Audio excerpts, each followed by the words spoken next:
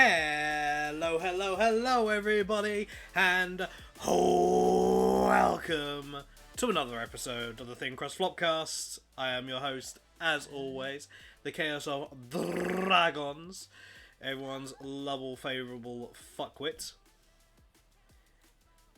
And joining me, as always, who's finally returned from the realm of internet destruction. Ladies and gentlemen, we are joined once again by the one, the only, it's Damo! Hi everybody, how you doing? It's the Moo over here. Oh no, I'm just trying something out new.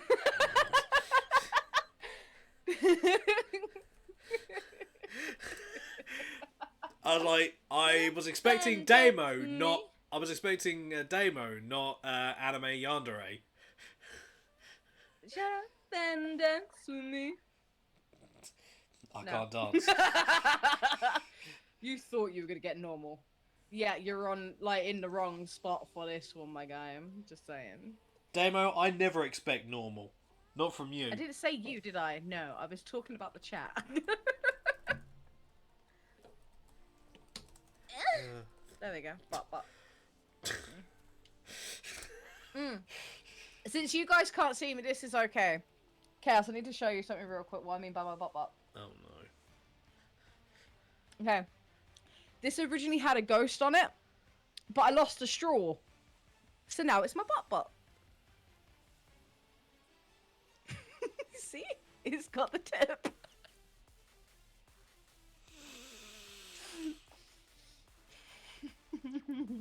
Please don't try to make me like this. It's not going up nobody's rectums, you're fine. Good, because I've got a fucking flared base. I mean, technically it does, though. Someone clip it and tag the man.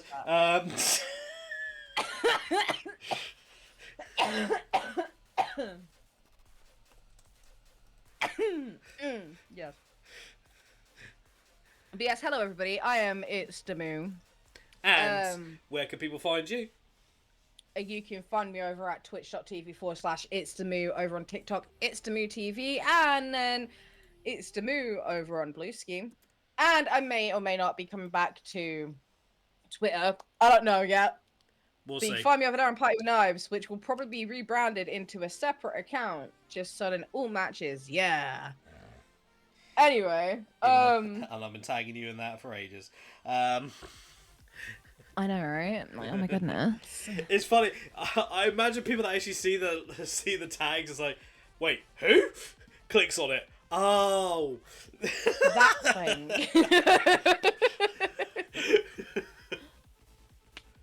Look, anything's a penis if you're brave enough.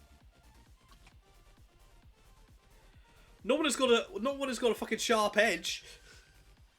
Minus that and a cactus. See, that's just stupid. Yeah, no. Why would you do a cactus? I've never understood when people literally joke about that. It's like, I think that was kind of not full on originally, but somewhat originally where the meme came from. Is anything's a dick if you're brave enough. Sarah, no. Cactus. I question, that I get when people are literally down bad, but then it's like, are you down bad or are you just down done?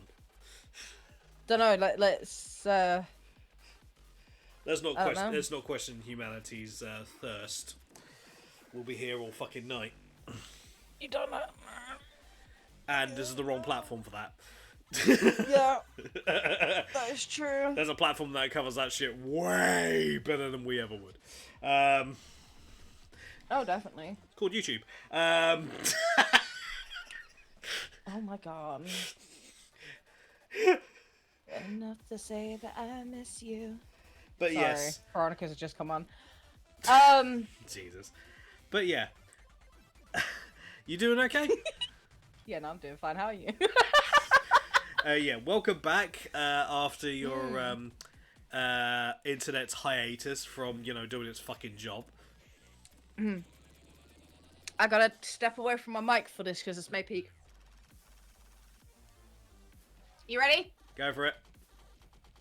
Have you missed me, everyone? How's that? Did I peak still? Still caught all of it. Yes. And yet Ivy can't seem to do her shit without it fucking cutting out. That's because I have to move quite far back when it comes to being loud. Ivy did, and it still cut her off. That careful. Gonna sit up there, thank you. Her mic hated her that night. True that. Oh, lordy lord. But yeah, ladies and gentlemen, as you all know, what comes when we do this. I do after a good pounding, sorry. Yeah, which follows then a message from me saying, hee hee. Wait, hold up. Who said you were pounding me? No, I said I get a message. Oh, I was gonna say, don't you message me saying hee after I've been pounded. That'd be weird. I know what I do know now, just for a laugh. Don't you fucking dare. Just be like, was that good for you, Damo? Just like, I just respond going, oh, it was so good. My legs are like jelly. Oh. That's because you've been lying down for too Yeah, long. you Get your down fucking from the towel and do that. That's because you've been lying down for too fucking long. Get off your ass, you lazy bitch. Who said I was laying on my back? I like to be on all fours, even though I'm a cat. Meow.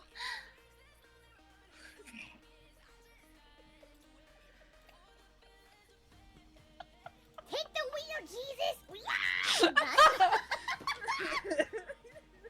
Sorry, Henya, but I had to do that. If you see this, Henya, and you hate me for it, I do apologise, but I had to. And it just fit. So, with that being said, without anyone coming in or out or all over the face or all over the tits or for a pearl necklace, what the fuck have you been up to the past 4 weeks, I guess we could say at this rate? Oh, yeah, so obviously I've been getting back into Star Rail, doing the dailies, like you said. Star Railed. Gunfire Reborn for a little bit. Gotta say, genuinely not full on my own cup of tea, which is fair. You know, I'll sit there and play it for an hour or so. Like, that's the amount my brain can handle. Obviously, we finished Tavern Talk as well. Yeah. Oh, Crime Scene Cleaner as well, where I played that for the most of the day. Haven't been back on it since, by the way. I might be doing that, not Thursday, Wednesday. Because I think Ivy and... Yeah, so basically it's been in discussion with me and Ivy on and off for like... Not like massive amount of time, but where once a month or something like that, we'll basically both be hanging out in the VC together while streaming, just playing separate games. That's fair. Yeah, because now we need to find something in the meantime to complete now that we've finished Split Fiction. Obviously State of Decay 2 as well. I'll be getting into that a little bit. Baldur's Gate 3 as well. So no one's surprised. Duh. Expedition 33, which I have been loving and kind of want to continue on stream, but also not at the same time because we know what I'm like. You're enjoying it, so have it as an off-stream game. I'm sure I don't mind streaming it on, like, streaming it as well sometimes, you know? Yeah. I think that's actually genuinely about it. No, Buckshot Roulette as well at some point. Having to think a month ahead, so, you know, well, behind, shall we say. Yes, a lot to catch up.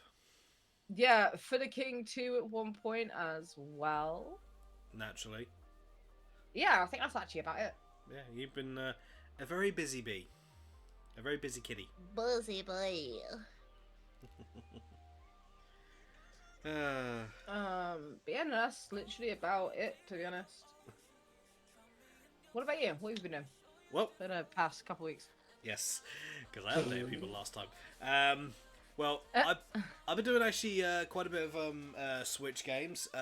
Obviously, many of you are aware that I recently actually finished up 2 games. Yay, I'm starting to actually complete my backlog.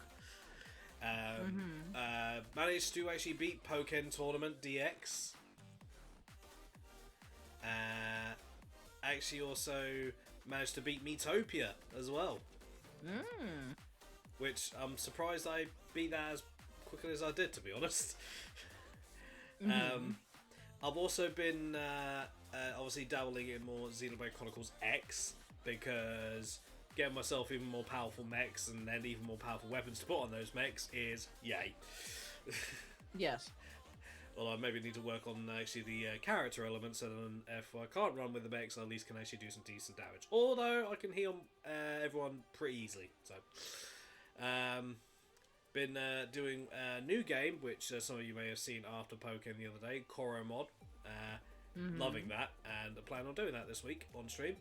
Another game also Nice. that I've been dabbling on and off for a while, another card game, not Yu-Gi-Oh! It's called Shadowverse Champions Battle. And yeah, basically, you know, Hearthstone.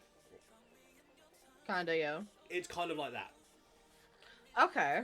Just, I could go into a more explanation, but it'll be quicker just to do that. But yeah, I've been enjoying that. It has a story mode, so I've been Nice. been enjoying that. Obviously been Bleach, obviously continuing obviously the dailies on that along with Star Rail, and back on Yu-Gi-Oh! Master Duel, where I'm having, for some reason, there seems to be people that are rage quitting quite a bit. I don't know why, but I'll take 3 wins. I suppose so. It's like, why?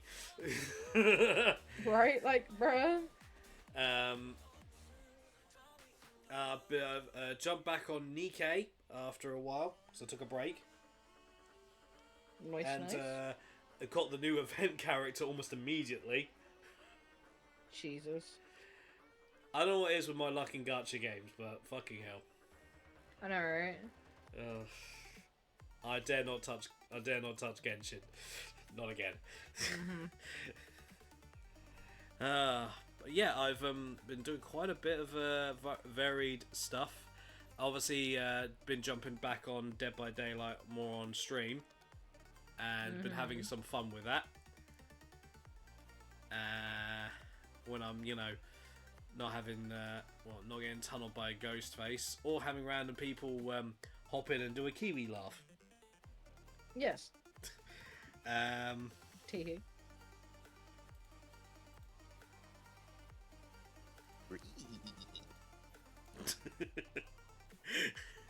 But yeah, I've been kind of busy on that front, while also just looking into various things and just generally just keeping myself busy for the most part. While also obviously keeping an eye on everyone, making sure everyone's okay. And also just really just not much else. Although I will say sleep's been a lot better. Well, that's good at least. Yeah, 'cause I'm finally used to this new mattress. Which does help. But yeah, that's about it really. So, with that being said though, folks, we've done a little bit, we've talking a bit of shit, and we've done exactly what we need to. So up next is news time! Fuck you. So, a fair few things have happened over the past few weeks. I've had a fair bit of information come through, some good, some bad, some case of what the fuck. And I'm going to start off. As many of people are aware, Nintendo have updated its user agreement, which Dun dun dun. has obviously caused some people to be concerned. Naturally. And after going over it, I can definitely say there is one aim for it. And, oh my god. Kane, thank you for the sub, my dude. For 49 months. Yep. And there it goes. I was waiting for the alert to go through. Yep. 49 months in a row, indeed. Thank you, my dude. Care to read out the message, Damo? Water. Oh, Earth. no. Which voice?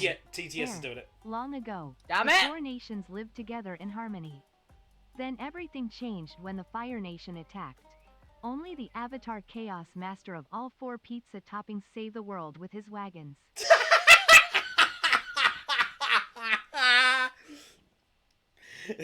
That's actually really good. Oh, have you actually seen the pic that Kane actually did? Yes, I did. Where he made me look like fucking Avatar Yes. Aang. Yes. Son of a bitch. That'll be great for Yes. that'll be great for people watching the VOD on YouTube later.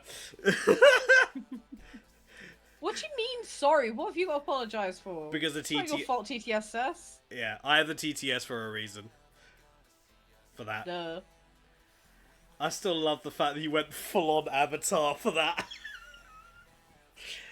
But yeah, as I was saying before the Fire Nation attacked, with Nintendo obviously upgrading their user agreement, I looked through it and there is essentially with one major intention.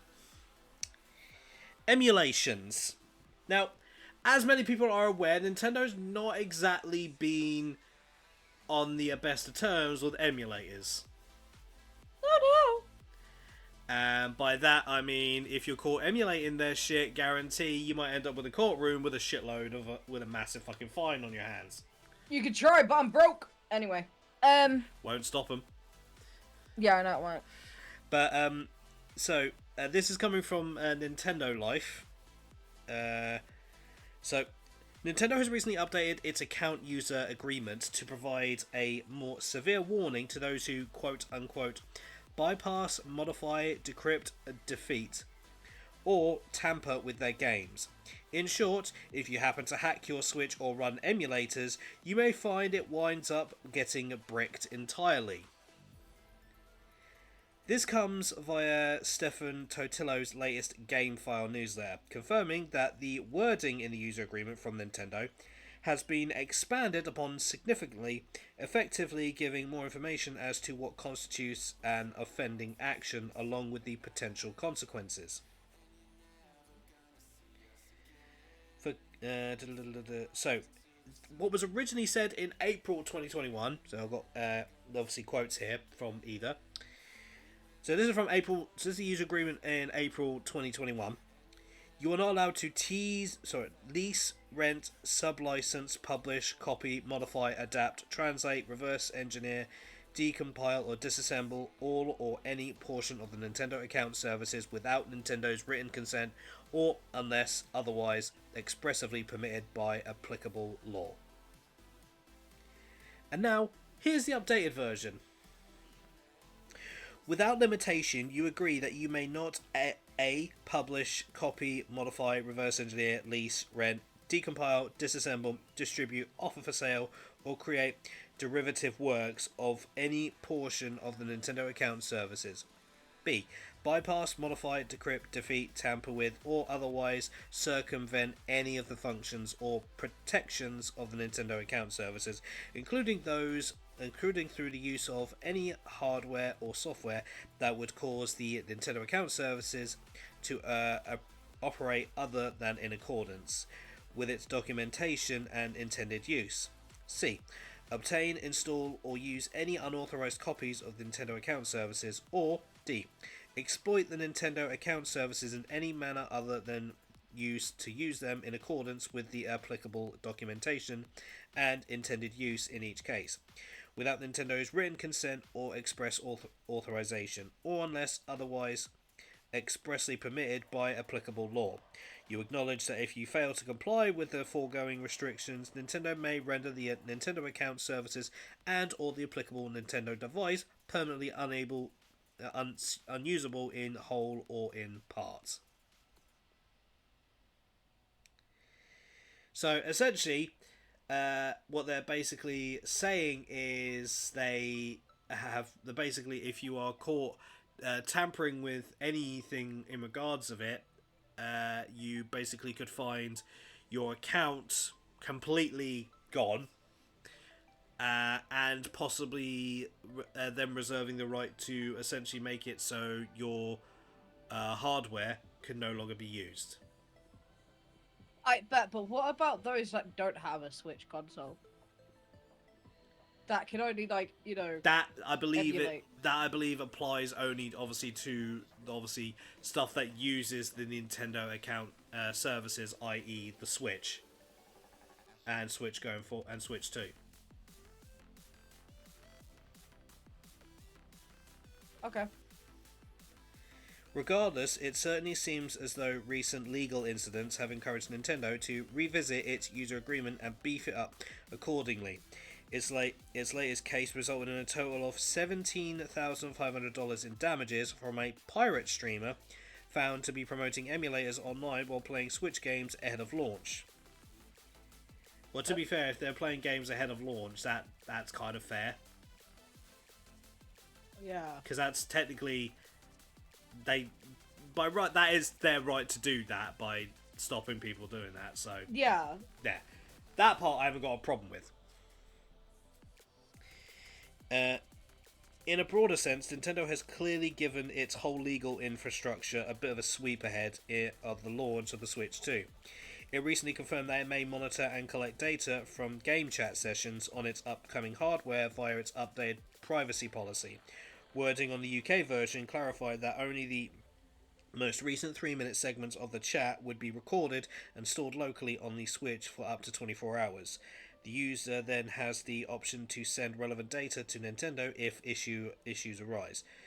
So, what it's basically saying is they won't actively look at your stuff unless you report it. That sounds like what they're saying. Okay. That'll be the only time they'll actually look into it. I still say though that I'm gonna say this exactly like when I watched the Switch 2 announcement and they showed the camera and everything. Anyone that's literally got a Switch already has other means of communication with their friends. Yeah. So they probably won't use that system or that service. Period. Yep.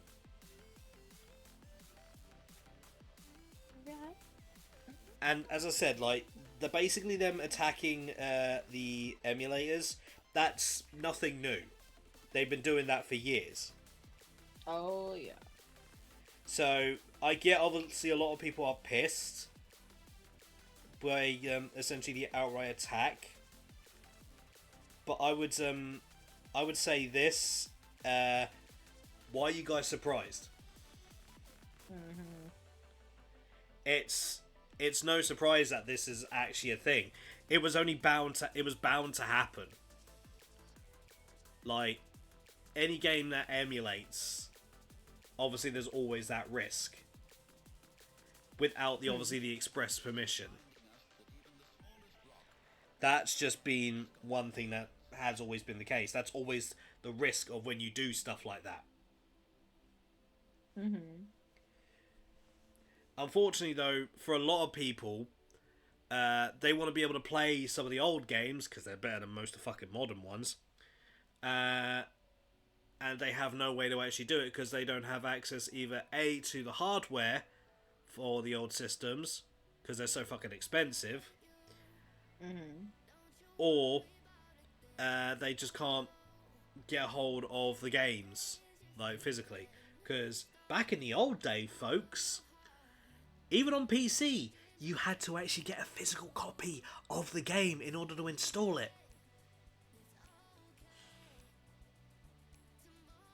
Switch is gonna get hacked to shit day one. Well, we'll see. We'll see. Because it's been a while since Nintendo have actually said that they've been hacked into. It's been mainly Xbox and PlayStation that have had that issue.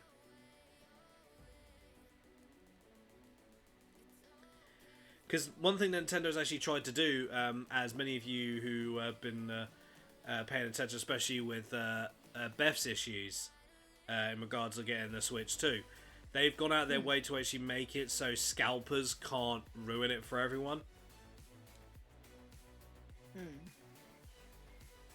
Because that was the issue that both PlayStation 5 and Xbox Series had, was scalpers. So Switch decided to actually go ahead of the game on that. And then they're actually going to go ahead and try and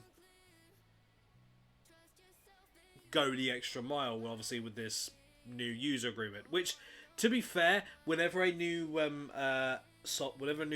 company releases a new hardware or a new console, technically they should relook at their user agreement and just double check it all, and then maybe update it.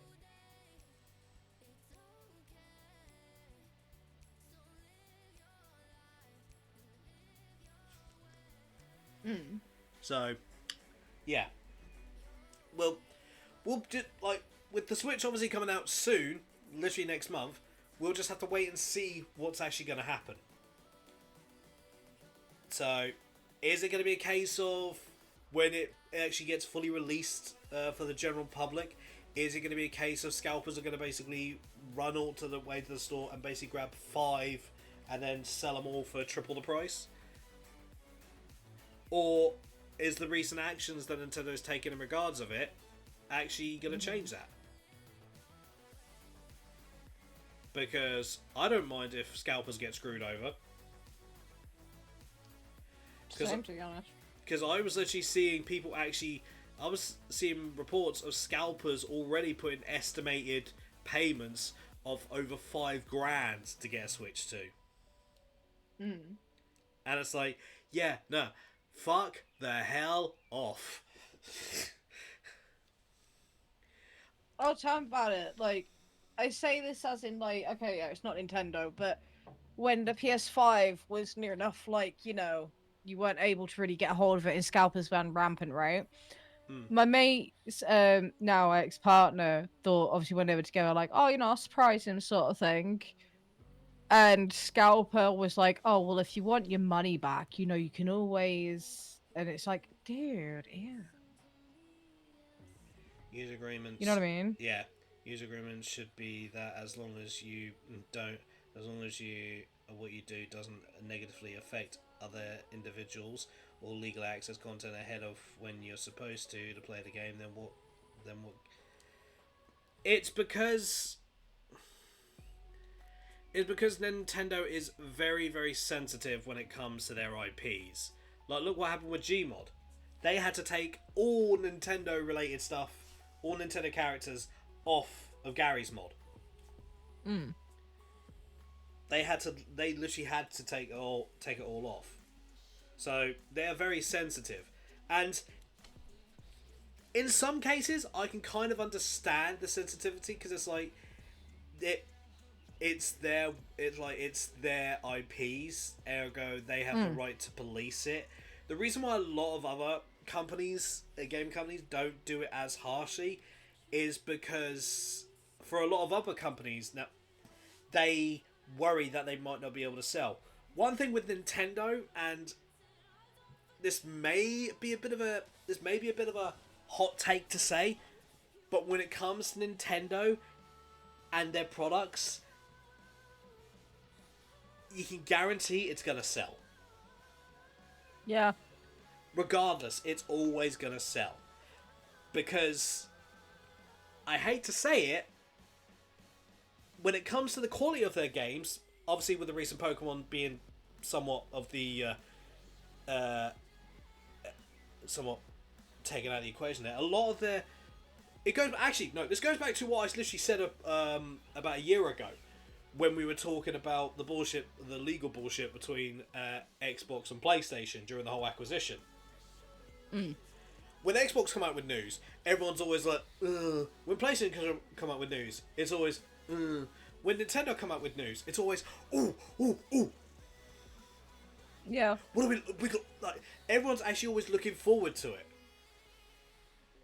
So Nintendo has actually, obviously in regards of a legal front, obviously there are people that are pissed in regards of their actions, but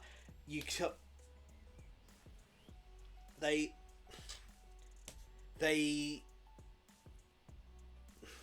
it's bullshit, but at the same time, you can't knock the fact they know what they're doing to a certain extent. Yeah. They know what their audience wants, which is why it keeps working.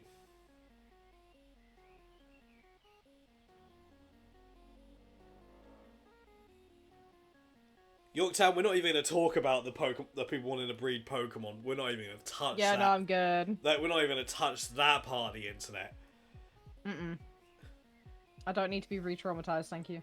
Yeah, we're not even talk about the fucking Hisuian Typhlosion shit that was brought out of someone's PC, which loads of people were literally like, oh, Typhlosion this, Typhlosion that. It's like, bruh, there is a reason why it's not in the fucking game, because it's literally what someone writ up. So technically it's classed, even though it's not official, it's classed as fan fiction, ergo, not real. Yes. Yeah, it is mostly legal. Which, it is always legal. Like, the system, though some would say the system and graphic wise is a bit behind, but that's because it's just how they operate. And Just say it's their brand at this point. yeah, and the fact is they've created a handheld console that stands up to the main consoles like PlayStation and Xbox, whereas before they'd made the handheld and a main console. So regardless of how you feel in regards of a legal standpoint, in terms of product wise, you can't knock the fact that they've achieved something that PlayStation and Xbox are still struggling with. Mm-hmm. So in regards of any more Switch 2 news, we're just gonna have to wait. Like, in regards of how Switch 2 is gonna be, we're just gonna have to wait until it's actually released and see how people actually feel. Because one of the rules that I've kind of lived by for a while is not getting consoles on day release. And considering this is their first big console release since the Switch came out, be interesting to see how it goes. Oh yeah. So, yeah. Demo? Yes. Alright. So, there was something I came across a couple of days ago.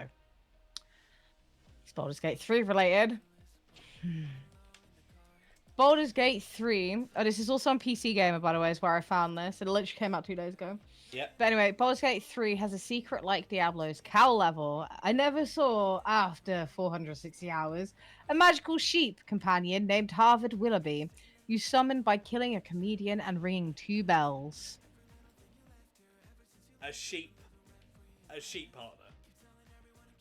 Yes, the comedian is actually named after the sheep, and the sheep can cast lightning magic. Oh my god. Yeah. And I didn't even notice, by the way. I was like, wait, what? This So goes anyway. back, this goes back to what I say though, folks. There's so much shit in Baldur's Gate 3 that it puts most AAA games to fucking shame, because even after all this time, people are still discovering new shit. Right?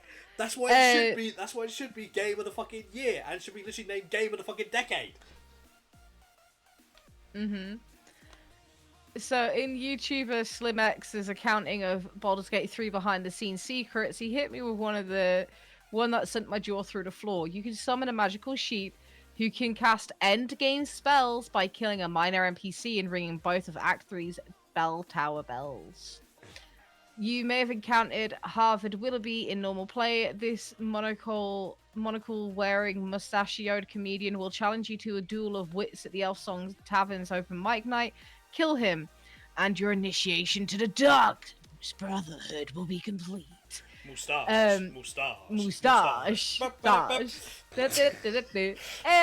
Anyway, you're taking your first step to meeting the real Harvard Willoughby. I am not answering that question because they are both very tight in the fucking first place category. So I am not answering who wins that. Thank you. Oh, I'll answer it. Anyway, next you have to climb the lower city guard tower, then the church of the Open Hand Belfry in Rivington, and ring their respective church bells in that order. There won't be any pop-up or acknowledgement from the game, but a mysterious egg will show up in your party camp. I found it by the chicken coop in the Rivington Bivouac. Oh, I don't even know. Anyway, but I would imagine it has a corresponding location at the lower city docks in the Elf Song Tavern. Click on the egg and you'll receive Harvard Willoughby, Nature's Fury, as a summoned helper. This Harvard has only has 29 to 54 HP depending on your difficulty, but he can cast an impressive array of high-level spells, including Call Lightning and Wall of Thorns. He also lights on fire at the beginning of combat encounters and has a chance of exploding at the beginning of each round that increases as the fight drags on. If Harvard Willoughby dies by this or any other means, he'll be gone for good. A developer comment in the BG3's code describes the human Harvard as a tribute to our favorite sheep, so this summon Harvard is presumably the original, except no substitutes. I just love this. Well, a well-hidden Easter egg no normal person would find in a million years. I'm reminded of Diablo 2's legendary cow level, which requires you to combine a dead NPC's peg leg with a town portal scroll to enter the dimension of Hell's Bovines. There's also the Elder Scrolls 3 Morrowind's Elton brand and an upgraded version of the Daedric Katana Gold brand. To get the Elton brand, you have to be a vampire with the standard sword, a specific key, and 171 gold in your inventory when you talk to a certain quest giver. It's all co-found a reference to former Duke of Chicago Bulls basketball player Elton Brand, apparently. I don't know why there's an Elder Scrolls 3 mention in this, but there we go. Whose legacy on the court may wind up outlived by his one in CRPGs as Baldur's Gate 3. I hope this game never stops surprising me, and honestly, same. So, hidden companion that has now been discovered, folks. A sheep. Mm-hmm. So get ready for loads of people to, as soon as they get a hold of that sheep, to start making videos of the sheep song. Beep, beep, I'm a sheep. I said beep, beep, I'm a sheep. Beep, beep, beep, a sheep. Meep, meep, I'm a sheep. I'm a sheep. I hope that does happen. Don't question it. Uh-huh. But yeah, like, again, this just proves that Baldur's Gate is a game that has done more in just one fell swoop. So. Oh yeah, no, I'm gonna have to watch like all the Easter egg videos now just to make sure I haven't missed anything else. The amount of hours in that game that I have, you would hope that I haven't missed anything else. Damo, there's always gonna be a chance that you'll miss something else because Stay there. Because there'll always be a chance where, in order to actually unlock a certain thing or get something to happen, you need to fail a certain quest or whatever. Probably. Like that. Like there's a remember this year, about a few months back, I found that an article that spoke about you can actually in chapter 3, if you fail a quest in chapter 1, you can then actually help home a cat. Yes. Oh shit! I forgot to do that with invented this rundown. But yeah, no. Again, every fucking time. But yeah, no. I do a new run, and I was forget. Again, like, it just proves that there's so fucking much to the game. Like, granted, I don't play it as much, and I'm probably gonna want to do like a solo run to like give it a proper good solo run on my end. Hi. Hi, beautiful boy. And it's just really, it's just a really good game. I'll say this in regards to Yorktown's question, which was Baldur's Gate 3 versus Expedition 33. Currently, as it stands, I would say Baldur's Gate 3 is winning, but Expedition 33 is getting up there. However, in order for Expedition 33 to actually beat, Expedition 33 to beat Baldur's Gate 3, it would have to basically then show that it has basically a fair amount of content that could then rival Baldur's Gate 3 and keep people engaged to the point where they may have missed stuff, so it keeps going back for replayability. Because that's the thing, replayability. Not just that as well. This is another thing that I'll be testing out in the Run With Me and Inventor specifically. There is a way you can get to the dev room in Baldur's Gate 3. Really? It involves an arrow of teleportation, and just as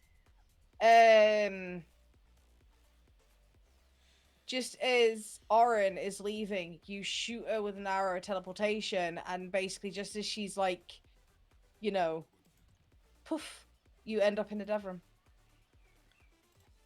Alright, let me know. I would do it on a different save, but you know what I mean, starting all over again. Like, don't get me wrong, I love starting the game all over again. However, Let I me know would how that have to goes. uninstall mods just to get it so I did it quicker.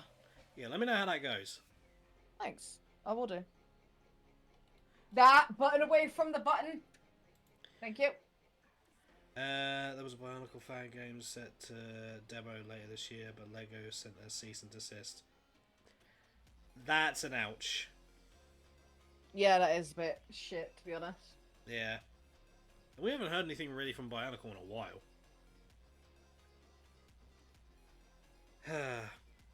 So, I have some Bayonetta news. Oh my! Which is something that has been, well, we've not actually heard anything. Especially, I'd be curious, especially after I beat Bayonetta 3 and how they ended the game. This is also coming from Nintendo Life. And it seems we got some unfortunate news. Oh no. Hideki Kamiya intended to continue Bayonetta with another trilogy. With the departure of multiple key figures from developer Platinum Games, including Hideki Kamiya, the future of the Bayonetta series is very much in doubt at the moment. Which you can imagine, yeah. We reckon we'll see our favourite Umbra Witch return in some capacity, but according to Hideki Kamiya, he had big plans for Bayonetta before his departure from the studio. Thanks, Nintendo, everything. That's actually what the article says. He states in his latest YouTube video that he intended to continue the series beyond what he viewed as a stopping point in Bayonetta 3. Rather than end the series entirely at this point, he had hoped to create an entirely new trilogy, which then might have continued into yet another chapter. He laments, however, that he is not in a position to do that anymore. Instead, he is now working on an Okami sequel at his new studio, Clover's, in collaboration with Capcom, which Okami 2 was revealed several months ago as a trailer. Here's what he had to say. So you want to know what the ending of Bayonetta? What about the ending of Bayonetta 3? What if I had stayed at Platinum Games? How far would the series have gone? Well, I do have ideas for that. I have ideas, but well, I don't want to just talk about it here. It's hard to express it in just words. I really wanted to express them properly through the game. Unfortunately, I'm not in a position to do that anymore. I often hear people say he wanted to end the series with Bayonetta 3. That's absolutely not true. Glad that he actually clarified on that one, because I'm not gonna lie, I didn't like how Bayonetta 3 ended. I just wanted to mark a stopping point as a trilogy, and for me, then stopping point was supposed to be at the start of a new chapter. I imagined continuing the series with that new chapter, maybe even make it another trilogy that leads into yet another chapter. That was my plan, so we had every intention of actually continuing it. And when starting that new chapter, I didn't just think about the story. Of course, the story would be new, but also the game system. I had been gradually evolving it from 1 to 2 to 3 for the new chapter. I imagined a complete model change, starting fresh with both story and game design. So I never intended to end the series with Bayonetta 3. Some people even say Hideki Kamiya doesn't love Bayonetta, but that's absolutely not true. I ended it that way because I wanted to continue Bayonetta's story in a new chapter. Of course, we won't spoil exactly how Bayonetta 3 concluded, but we can understand to an extent why some had considered it to be the end of the series. Now, of course, we may never truly know the future of what Bayonetta holds. Platinum Games is free to continue the series without Kamiya's involvement, but given that Kamiya had such a clear understanding of what he wanted to take the series next, it's tough to know what Platinum Games intended to do with the IP. So, it's a shame, really.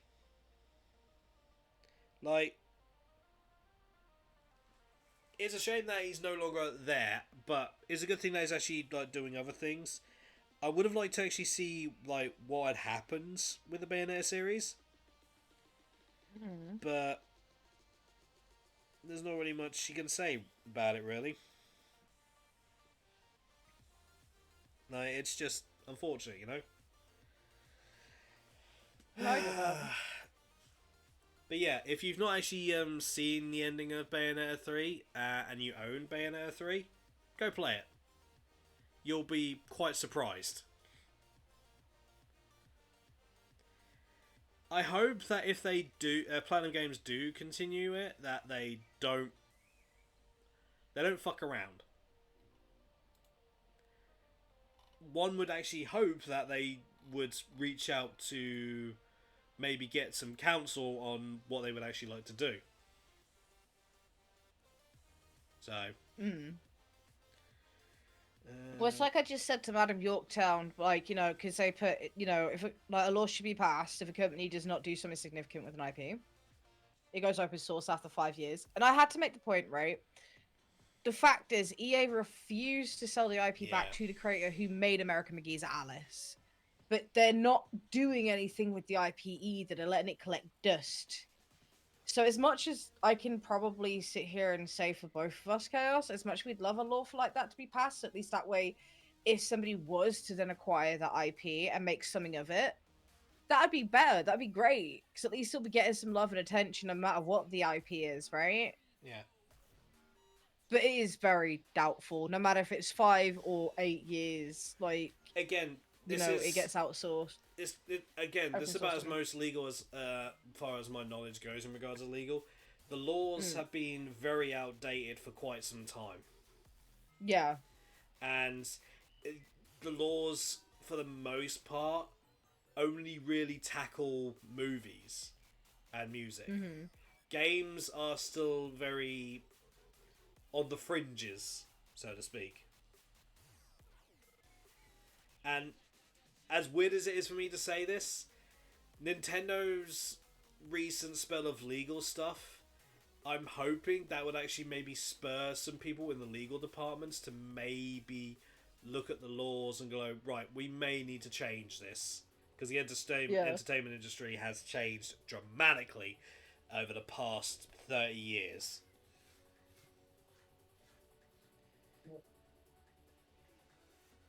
So, yeah.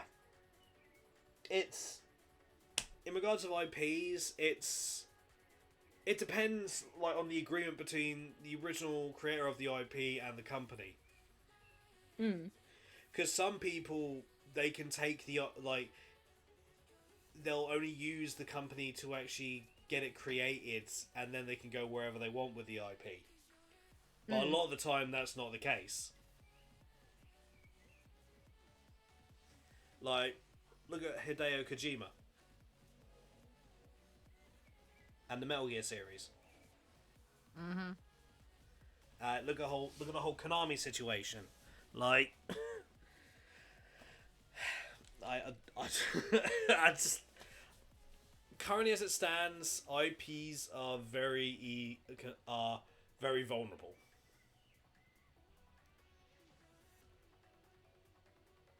So, it is very, very, very vulnerable currently. So, it's hard to actually say or go or talk about like any direction like of what we'd like to see in regards of it. Oh yeah. All we can do is just hope, and then maybe some of what we talk about here on the Flopcast, or maybe the word gets spread, maybe to some people who know some people, or maybe have some expertise, or who knows, maybe can actually make changes. All we can do is actually just provide the information that we have at hand, and then hopefully maybe some changes can start. Yeah, exactly. Honestly, like that's really like the main thing. Yeah. But yeah, anyway. Yes. Demo? The one that you've actually been waiting for me to talk about, actually.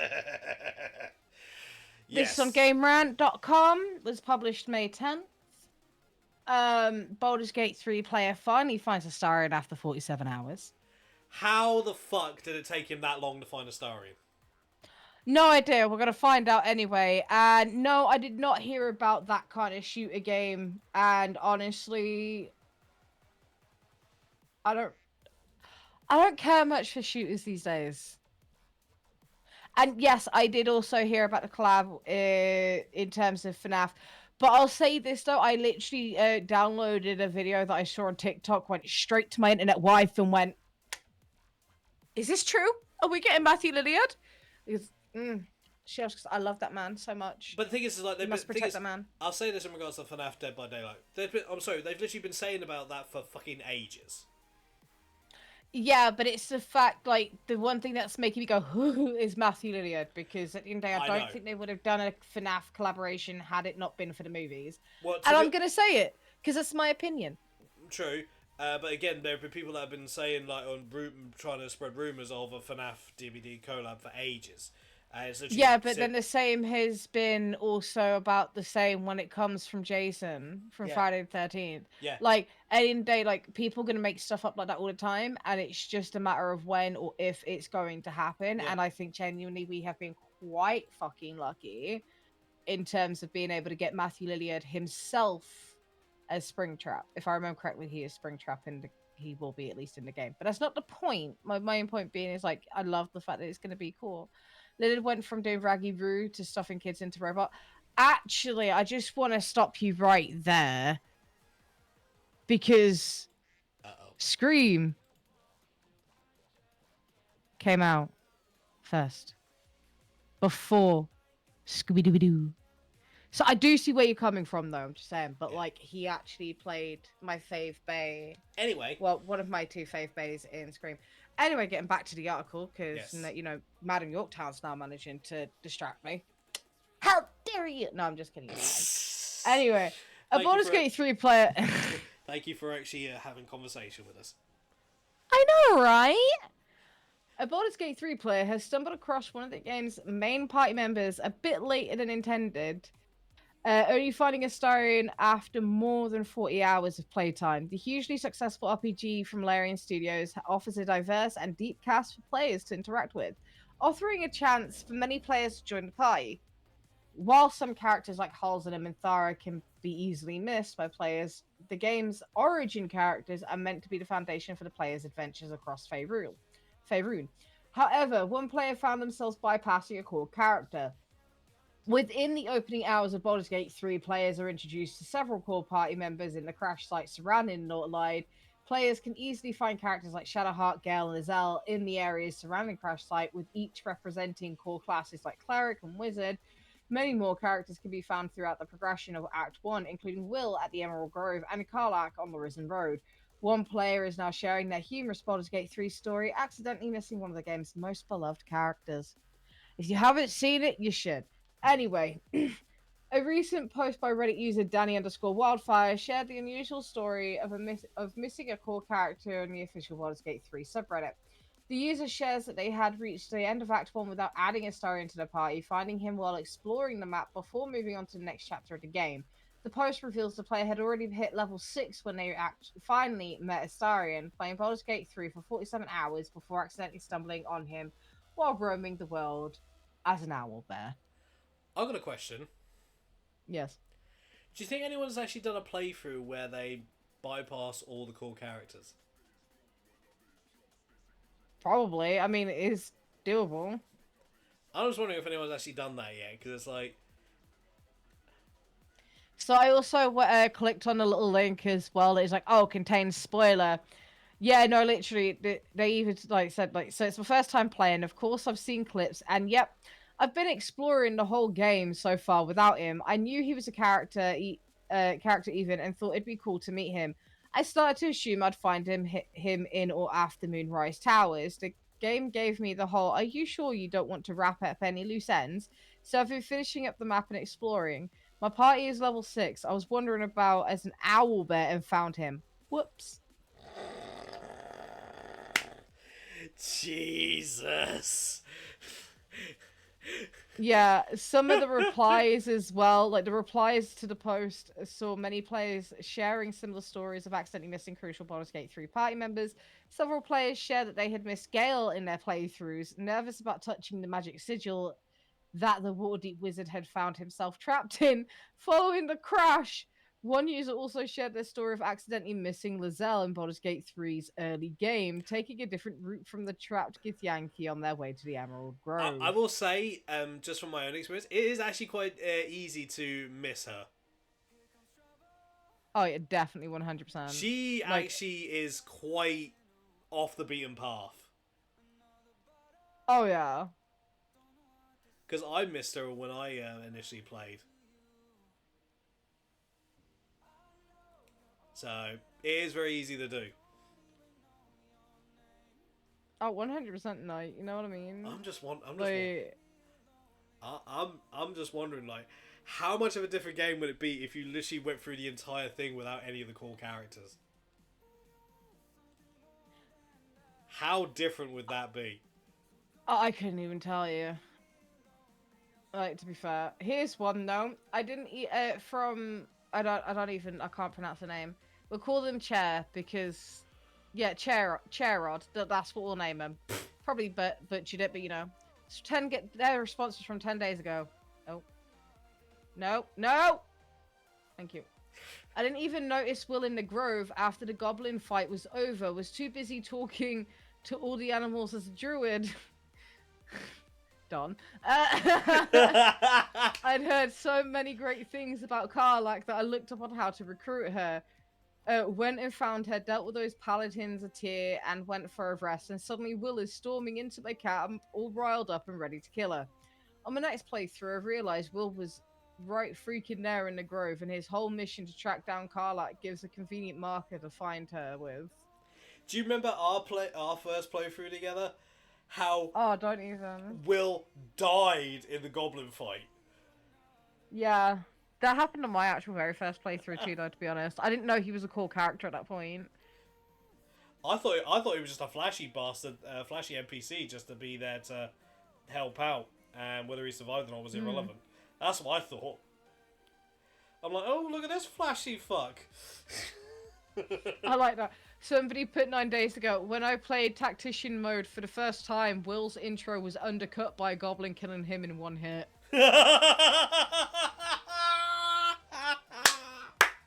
love that. He's like, haha, I am here, dead. Somebody also puts, like, because so now we're on, like, a fucking Will train on this, like, Reddit post. Oh, no. Someone said, if I recall, Will in early access was swarmy and kind of complicated, like he had a narcissistic interest in being a hero. I wish that Will made it to release, because I find him so unbearably boring. I will say this, like, don't get me wrong. With Will's story, in my opinion, yeah, I will agree, it is very lackluster.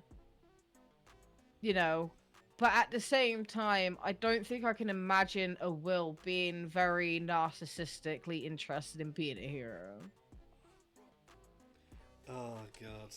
Like, if this video's out there, of course I'm gonna watch him and be like, what the fuck? But I can never see Will being nothing but boring. And it's not me being a dick. Like, he's a good character sometimes when he wants to behave. And if you respect him, then fair, but, you know...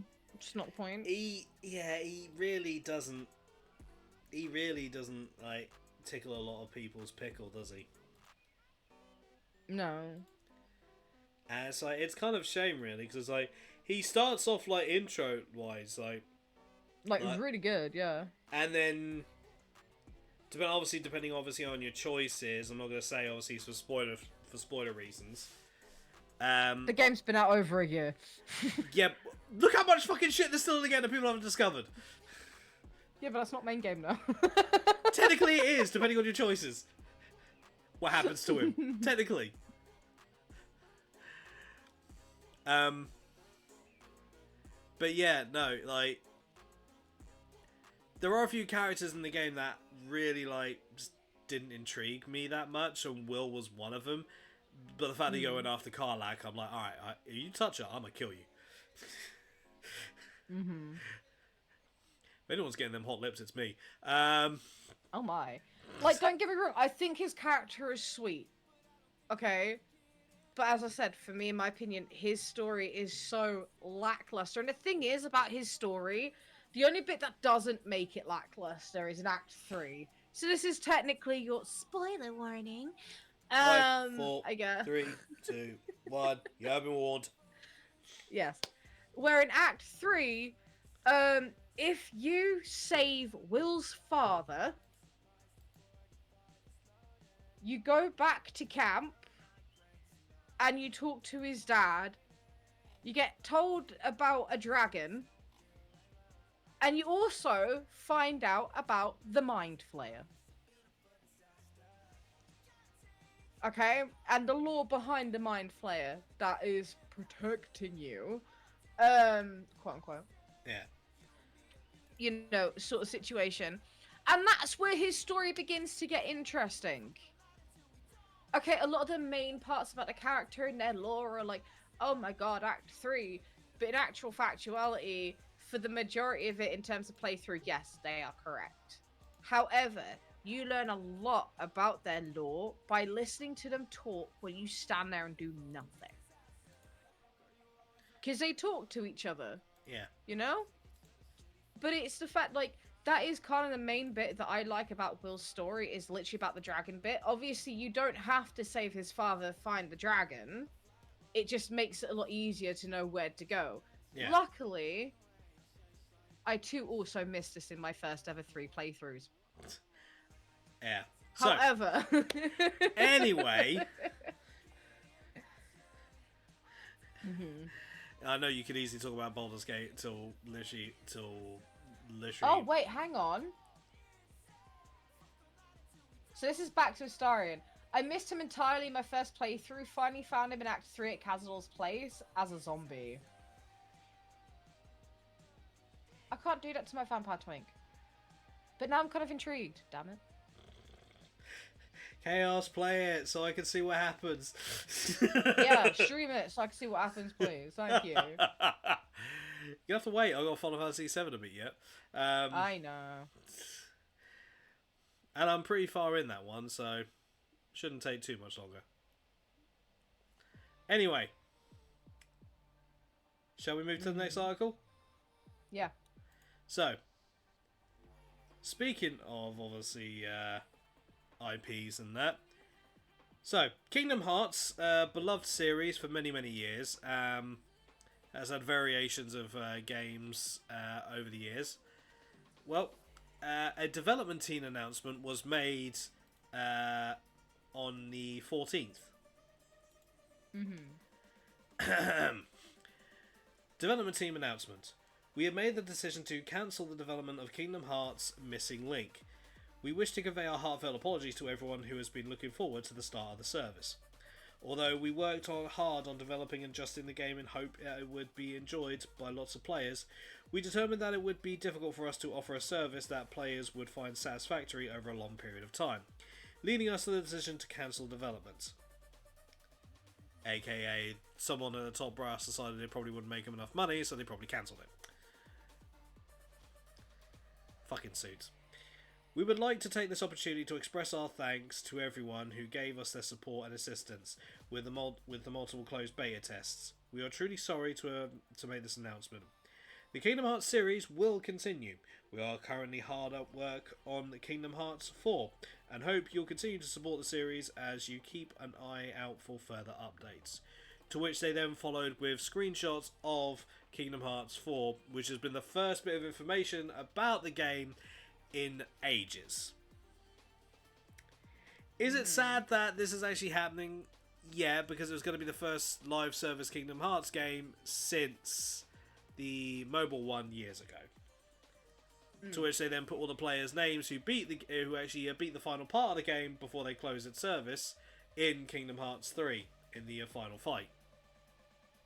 Well, the fights leading up to it.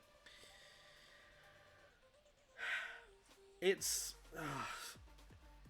I've been wanting them to actually give us some news, because I knew obviously about this game and I was like, oh, is this I thought it was going to be like the live service game that was way back when, and it's like I was hoping we'd get some of that, because then I knew like me and Ivy could then play the game together. We'd be teaming up on that, and I imagine Beth might jump in on that one as well as other Kingdom Hearts fans, because it's like because Kingdom Hearts has always been like a solo players thing. Yeah. And it's like, I was looking forward to it. It's like, it's disappointing. It's good about Kingdom Hearts 4, but again, considering how Square Enix are when it comes to games and popular IPs, they do like to take their sweet fucking time. Final Fantasy VII Remake. So I'll. Some people have obviously said, "Oh, the first bit of information. Does that mean that we're actually going to see it coming out next year?" I imagine we probably won't see it for another 3 years. And I'll say this: is it sad? Yeah.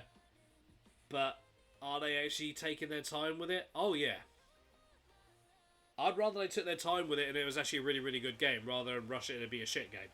Just, I'll say this as a prayer. And many people that have actually heard me say this will know, because Ivy's also agree with me on this. Don't do what you did with number 3 just to include the Xbox players. Don't do that. Don't. Oh. They basically cut a lot of content to then make way for explanation on what happened in the previous games. For the sake of, because they were putting on Xbox. Oh boy. And then it was just literally, I think it was either on the same time or just after, they then released all the games on Xbox. So it's like, why hinder the game? That was meant to be the return. Why hinder the game for that? It was such a bad call. Oh.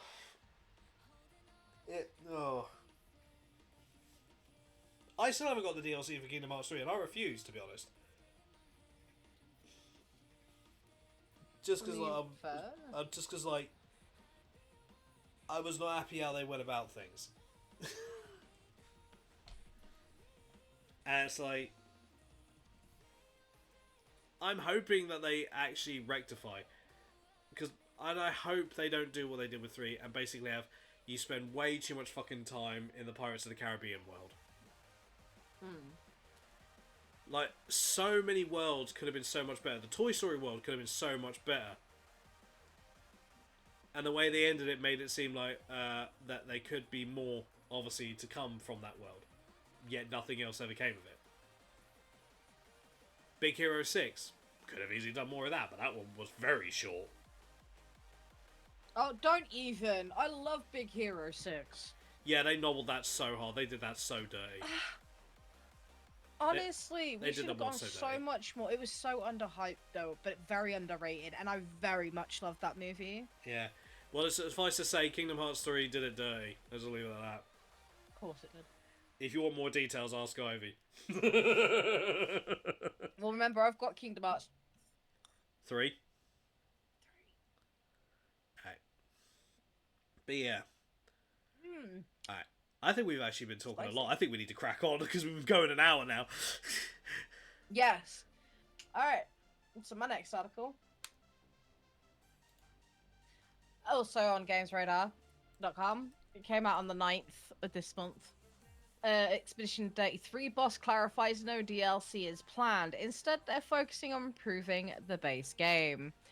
So it seems, in my opinion, right, I think they're kind of taking a leaf out of Larian's book on that one. I'd hope so. Because obviously one of the main things that Larian wanted at the time, obviously before we all found out there is not going to be any DLC, for Baldur's Gate 3, which still big sad, just saying, is that they wanted to primarily focus on the base game before adding DLC originally. And this is what Expedition 33 is doing.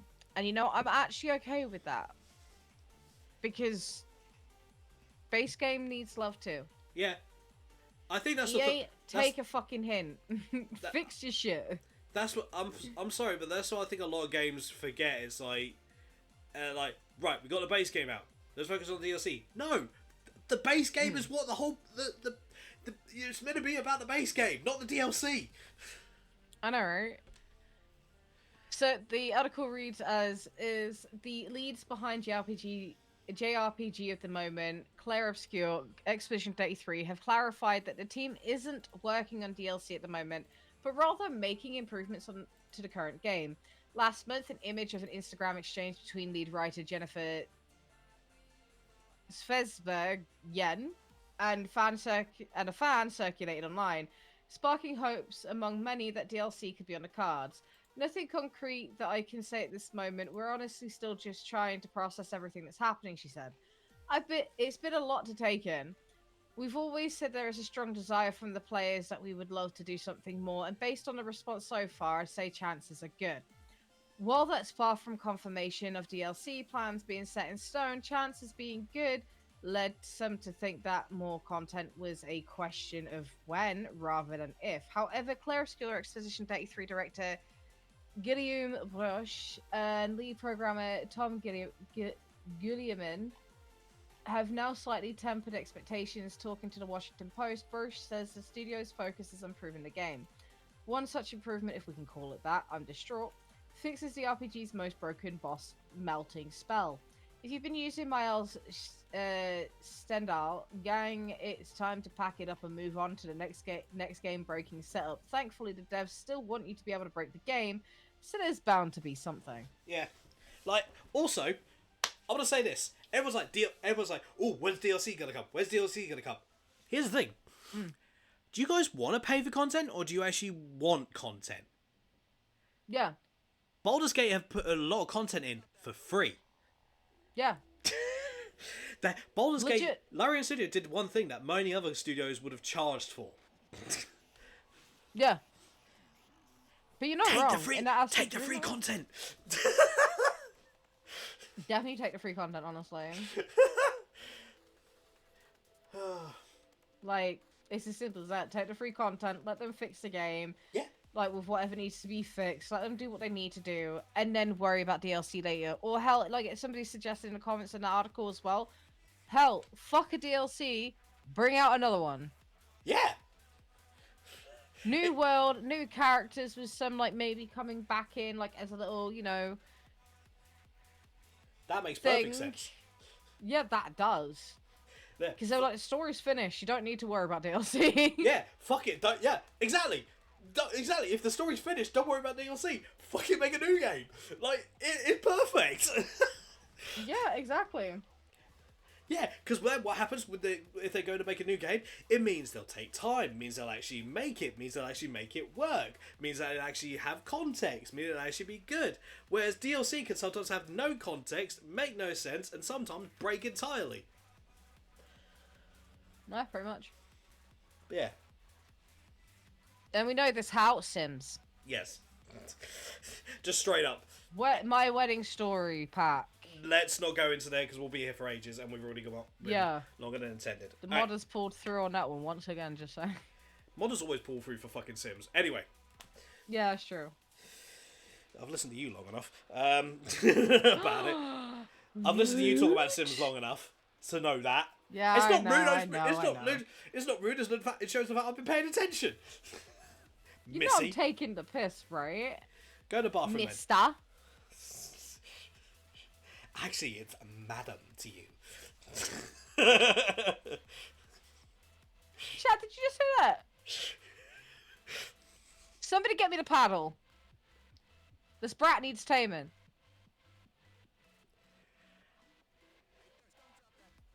I'm waiting.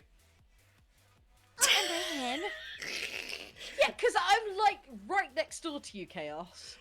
Funny thing is, Mum actually spoke about if we could just kick out all the neighbours and actually just have you guys move into the houses around. Oh! Would solve so many problems. It really would, wouldn't it? Having a mental breakdown. It's alright, I'm going over to check her out. Thanks, Mum. No, you do realise that Mum's actually said that if we ever win the lottery, they're buying this house. You're moving in. Yeah. But then Jasmine's got to come too, because Jasmine and I have been talking about living together.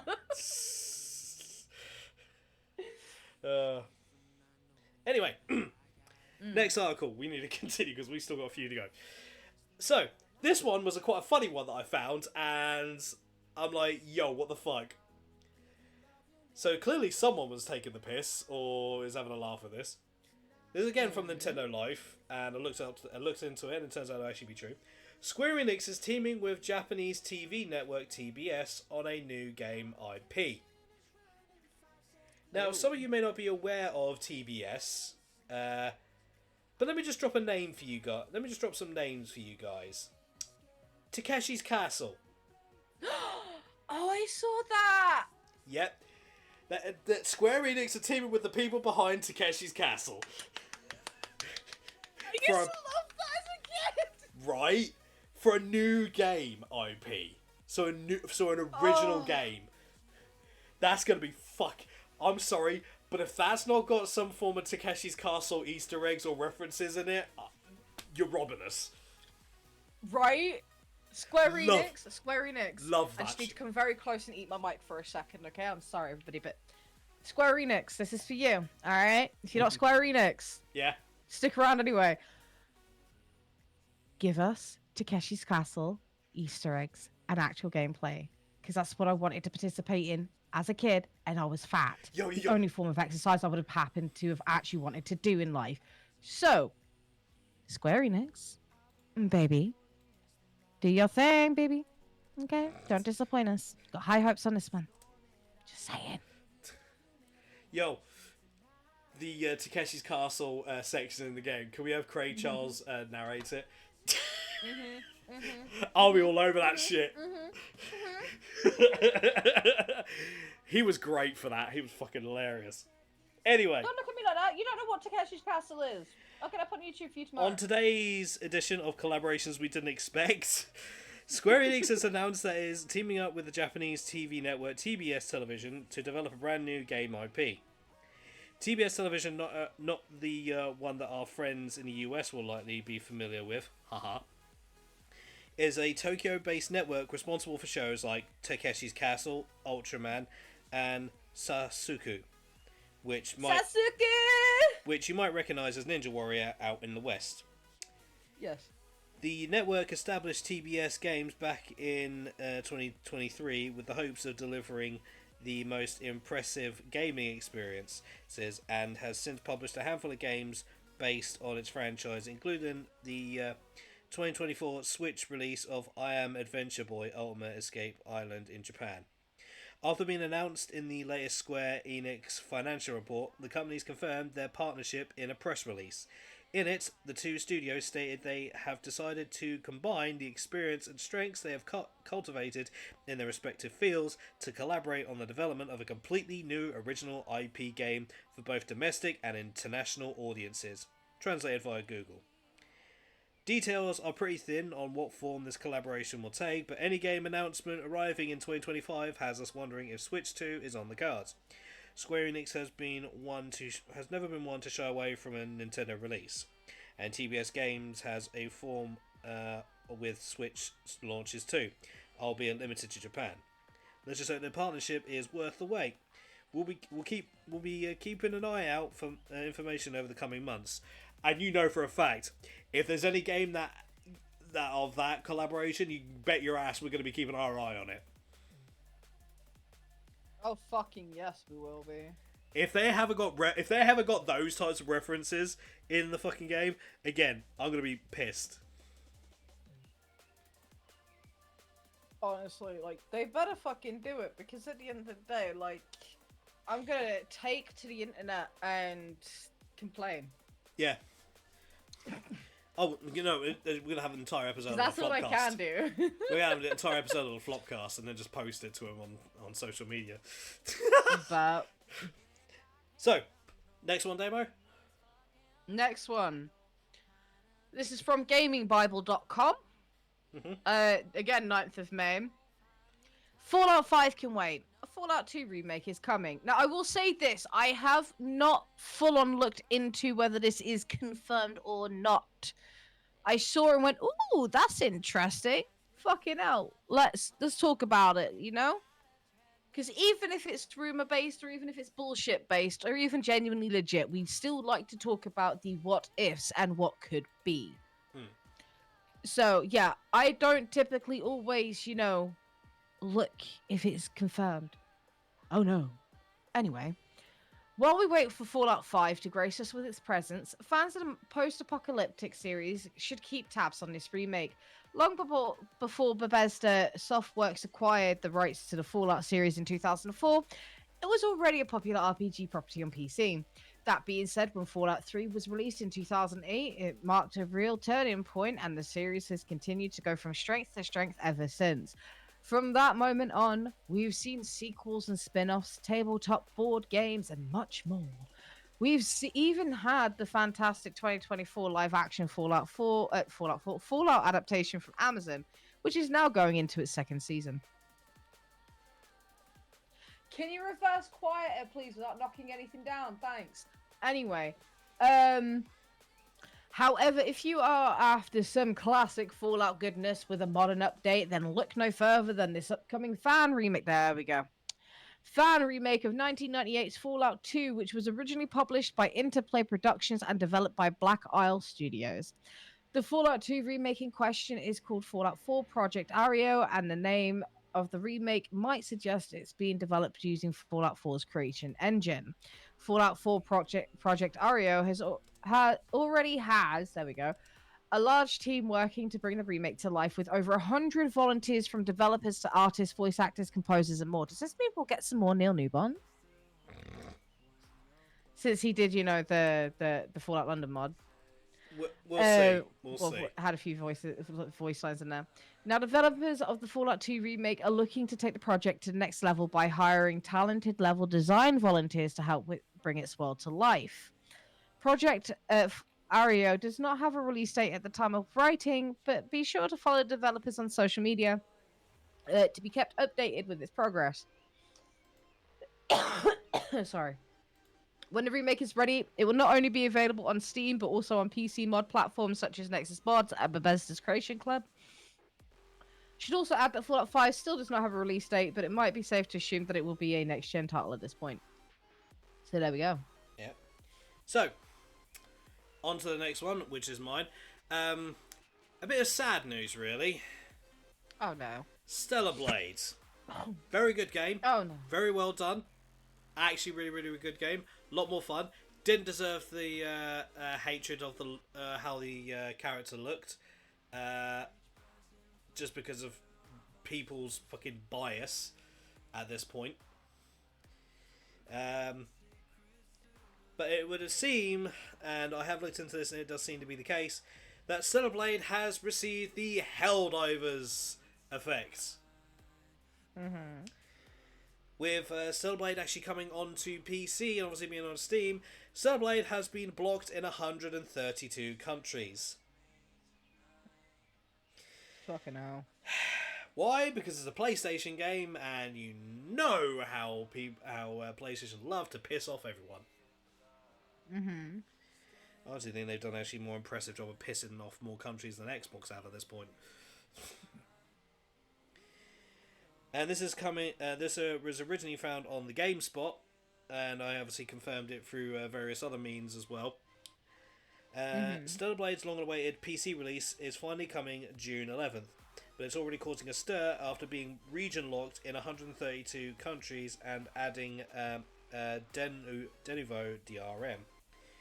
Stellar Blade has been one of the most talked about PlayStation exclusives over the last year, and fans have been waiting for news on when they'd finally get to play it on PC. The day finally arrived. The Sony and developer ShiftUp just revealed that Stellar Blade will officially launch on PC via Steam on June 11th this year. But instead of just celebrating a huge chunk of the community, a huge chunk of the community is frustrated, and for good reason. Mm-hmm. Almost as soon as the PC version was announced, eagle-eyed fans noticed something on the Steam DB listing for Stellar Blade. The game is currently blocked in 132 countries. That's not a typo. Players in huge parts of Africa, the Middle East, Asia, and even some European countries like Estonia and Lithuania simply cannot buy, view, or activate Stellar Blade on Steam. And we actually have a list of the countries that are currently blocked. I won't go through all of them. I'll just list off some. But it might just be a case of where it is currently blocked, because bear in mind the game hasn't actually been released yet on Steam. So that might just be because it's a PlayStation exclusive, ergo that might be the case. Hopefully they won't do what they did with Helldivers and Ghost of Tsushima and basically force Steam players to have to log into a PlayStation account. If they don't do that, there's a chance that the game might actually not be blocked. Although, based on the outfits, that might also explain in some aspects. Mm-hmm. So, we're looking at countries, we're looking at Morocco, Afghanistan, Bangladesh, Cuba, Egypt, Dominican Republic, Pakistan, Zimbabwe, just to name a few. So, if you're one of these countries if you're in one of these countries, there's currently no official way to buy or even access the game on Steam. The drama doesn't stop there either. Stellar Blade's PC version is also launching with Denvo Anti-Tamper DRM.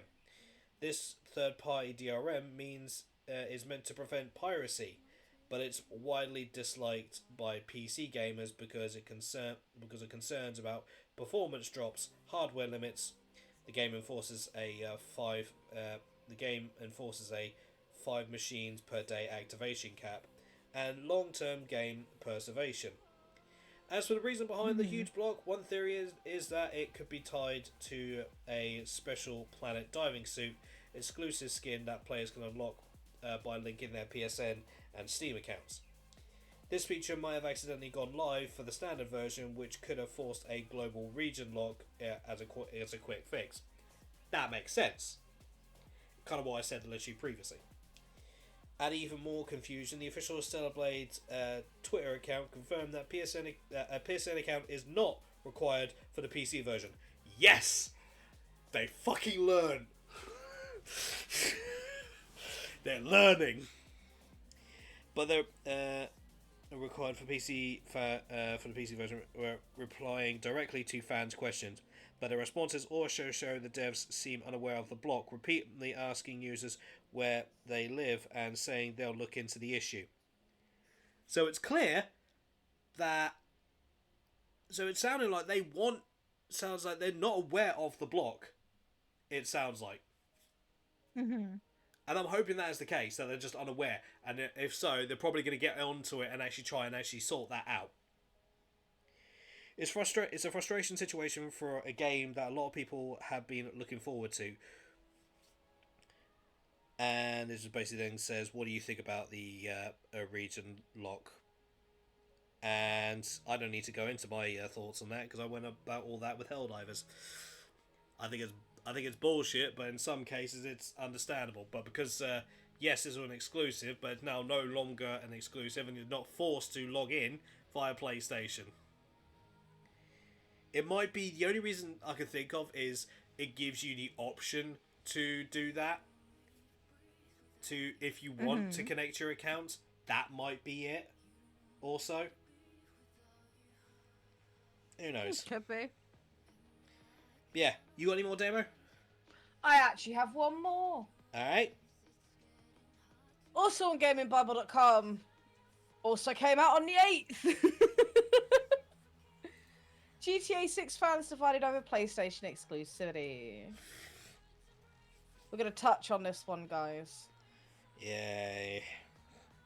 GTA 6 fans are divided over what looks to be an exclusive deal between Sony, PlayStation, and Rockstar Games. I also actually have spoken about this previously in the VC with you and a couple of people. Yep. Earlier this week, social media went into a meltdown when Rockstar Games suddenly dropped the long-awaited second trailer for GTA 6 and quite literally broke the internet. To say that the second trailer was worth the wait would be an understatement. To put it simply, the latest GTA 6 trailer is a thing of beauty, as indicated by its ever-increasing and record-breaking YouTube view count. We don't care about view counts here, like, come on. Anyway, at the very end of the trailer, fans were surprised to learn that it stated that gameplay was captured using a PlayStation 5, and not even a PS5 Pro. So has Sony struck some sort of marketing deal with Rockstar Games? Because, like, when I was trying to talk about this with, like, you and a few other people, I can't remember who it was, but they were like, oh yeah, but it'll go to console first. It's going to be exclusive on console before it comes to PC anyway. And I'm like, no. And look, that's where I actually got it from, guys. So, yeah, I'm right. Anyway. My response in regards to that is, They are probably wanting to show footage on console to avoid a cyberpunk issue. Which is fair, but also at the same time, one of the developers left his profile not private, and you could see that he'd basically gotten like a very small handful of achievements out of like 58, I think it was, like achievements for the beta like testing of GTA 6 on console. Yeah. I can't remember where exactly I found that, and I wish I screenshot at the very least because I'm a fucking dumbass. Honestly. Yeah.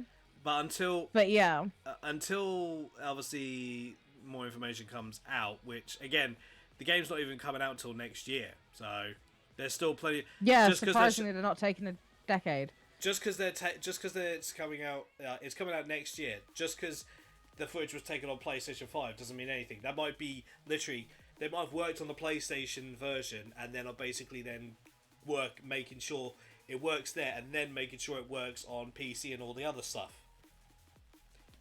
It's not out of the realm of possibility of them doing that because Rockstar do fucking take their time with shit. Sometimes, but yes. Anyway, it seemingly wouldn't be the first time because the trailer of the new gen release of GTA 5, it was advertised as coming to PlayStation 5 despite also being released on the Xbox Series X and S. This shouldn't come to much of a surprise because ever since the first game in the Grand Theft Auto series was released in 1997 on the original PlayStation, both Sony and Rockstar Games have had a legacy relationship, so to speak. What's more is Microsoft infamously rejected exclusive rights to GTA 3, and with PlayStation taking up the deal for PS2, it played a huge role in releasing one of the most important video games of all time. From that moment, at least until the release of GTA IV in 2008, four. Sony had time-exclusive console rights to mainline entries in the series, including GTA Vice City and GTA San Andreas. That being said, Microsoft did look to have struck some sort of deal with Rockstar Games by bagging GTA 5 expansions on 360 before PlayStation 3 with The Last of the Demand and The Ballad of Gay Tony. I completely forgot about that, to be honest. I remember about those. With the new trailer captured on PS5, though, it looks like it's once again Sony on top, which may upset Xbox owners, who are undoubtedly going to spend much of the next year wondering just how deep the deal will run. Can we, for example, see any exclusive PlayStation content, despite having a release date for GTA 6 on PS5 and Xbox Series X and S? PC gamers are still waiting to see when they can get in on the action. I'd like to speculate that it is likely that GTA 6 might arrive on PC at least a year after the console launch, but only time will tell. That would make sense. But it's coming 26th of May as of next year. Now, I want to make this point as well. They kind of said that about the Silent Hill 2 remake, and yeah, originally it was meant to go, I think, to PlayStation, then Xbox, and then PC, but it kind of all came out at the same time, roughly, when there was actually meant to be a 6-month gap. Yeah. It's speculation at this point. Again, it might have just been... Because here's what I imagine went through the process of obviously getting the footage. They probably ran it through PlayStation and then ran it through the Xbox, and they looked at what was the belly quality at the time when they captured the footage, and PlayStation may have just won out on that one. That is probably the most likely what happened. The fact that people are literally trying to exclusivity, this, that, and the other. That's not always going to be the case, especially when it comes to Rockstar. And not just that, I also want to make the point that we always, near enough every episode that we make, if you want to keep the console war alive, that's your fucking business, but let people be happy with what they got. We're hybrids. We play on multiple play on multiple things. Exactly. I've got my Switch, sure, but I don't exactly, have it charged up. Actually, to be fair, I found something out the other day, Chaos. Uh-oh. I thought I turned the plug off at the wall and my Switch has been charging, not being used for the past 4 months straight. Jesus Christ. I need to see if it's broken. Fuck's sake, Damo. But it was in the dock, though, to be fair, so I should be okay, right? Yeah. Mine's constantly in the dock. I don't use the handheld version Is at it all. always like? Is it always on charge in the dock then, like 24/7? Would you say? Yeah, because the only way for the dock to switch on is literally for it to be plugged in. Well, yeah, I suppose. So I should be okay. Yeah. But I don't really have the energy or motivation to update the console because it's not been updated for 4 months. So, no. You might as well at some point. Later. But anyway, yeah, getting back to the point, like, yeah, I'm mainly PC now, and that's okay. My PS5's fucked. What else do you want? Like, sort of situation, you know? But the way I see it is I have the Xbox Game Pass, so I can play Xbox games on my PC. Obviously, I've got my Switch, my broken PS5, because for some reason it crashes on a PS5 game within an hour. So leave people be and let them get on with what they want to get on with. Yeah. And keep your console war bullshit out, because honestly, no one gives a shit anymore. That shit Just saying. That shit was entertaining in the 90s, early 2000s. Because And not just that, but, you know, we're past the point of making a console out of spite and pure jealousy. So, leave people be. Let them do what they want. Don't bash on people if you don't want to be bashed right back. It's as simple as that. And that's how I'll leave it. As I said, that shit was interesting, like, back in the day, because then we had the likes of E3. Yeah. But now we don't, so... But yeah, I've got nothing else. Same here. Alright, so that's going to be it for this episode of the Thin Crust Flopcast. Damo, thank you as always, and why don't you tell these lovely people where they can find you? You can find me over at twitch.tv/itsdamoo, itsdamoo TV on TikTok, and itsdamoo all the way over on Blueski. So yeah, you can find me over on those social medias. If you want to drop us a follow, then do so. If not, that is also okay. And I actually hope you guys have have a good day and the day that you deserve. Yeah. So, with that being said, though, folks, just to kind of give it an actual date of this was recorded on the 19th of May, 2025. The week where I was actually, I'm planning on doing a 12-hour stream on the weekend. Fuck you. So, just to give everyone a update, obviously, on the schedule for the week, for those of you who are watching. Tomorrow we'll be playing Koromon. And then obviously Thursday will be Final Fantasy 16 and actually doing the final story mission because we beat the DLC last week. Yeah. And then Friday we'll be starting a new game, Astral Chain, a game I've had in the works for quite some time. And then obviously on Saturday, the dreaded 12-hour Wheel of Misfortune stream. Mm-hmm. So, look forward to that, where my ass might be suffering, will be suffering a lot. And I will announce here that the wheel will actually be half price if you want to set it off before the hour. Nice. And that includes channel point half price as well. Which I will probably regret. I was going to say, it still says 50,000, but I realised it's not the day of, so yeah, fine. I will do it on the day, because I know if I do it before, you lot are going to screw me over. But yes, thank you everyone so much for tuning in. Any information that you actually hear, folks, is, do not consider what we have said as gospel. This is information that we have found by doing our own little research. If you want to actually look into stuff yourself, then please do so.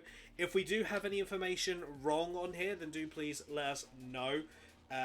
Because we can only go by what we see. And what we see isn't always 100% factual. It's just based on the information that we found at hand and the research. So, always look for... If you want to know the truth and be actually well informed, always take the time to look into stuff yourself, folks. And with that being said... Make sure you have your personal belongings with you, because we're going to be shutting our doors.